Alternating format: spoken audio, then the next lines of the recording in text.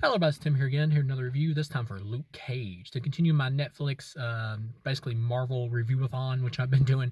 I already reviewed Daredevil and Jessica Jones, which are two shows I liked. I can't remember exactly what I gave them. It may have been like I think I may have gave Daredevil like a 4.5 out of 5, maybe, and and Jessica Jones maybe like a 4 out of 5. If I had to think about that now, I would probably give Daredevil like probably a 4, or 4 or shit, fuck, get tongue down. I'd probably give it like a 5 out of 5. Daredevil probably would. Thinking about it now, either a 4 out of 5 or like a or still kind of like a 4.5 out of 5.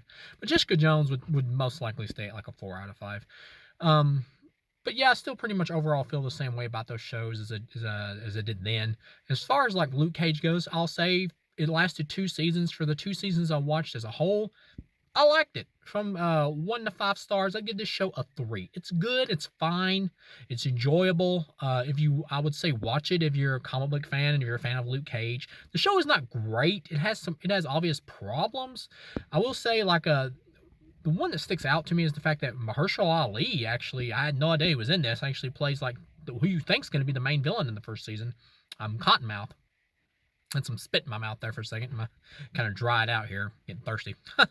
But yeah, Cottonmouth. I expected to see like more of him.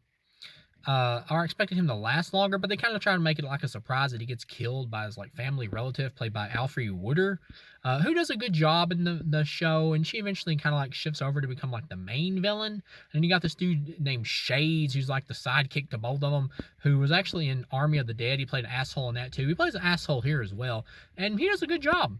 He's believable.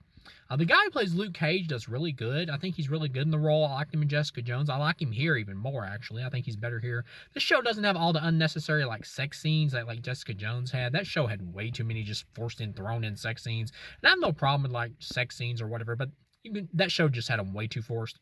Here we don't really get that. But yeah, Mahershala Ali, I don't know if it's like a contract thing, if he was too busy with like big budget films or something, if it was just meant to be a small thing.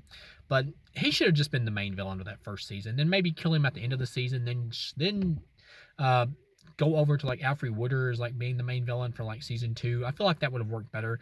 And you got this one dude in season 1 who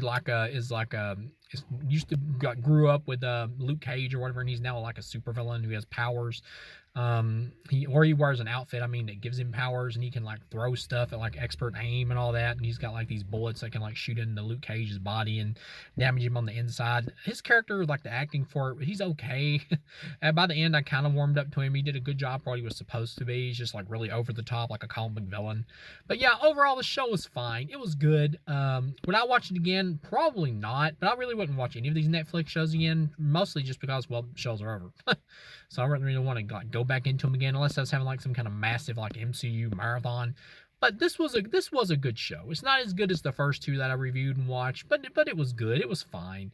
Um, the ending for like season 2, like Luke Cage becoming like the new head of like the crime thing or whatever, I guess is what it's supposed to be, him like taking it over, so to make sure everything goes more kosher or whatever, and some asshole doesn't take over and destroy everything more in the city or whatever in Harlem.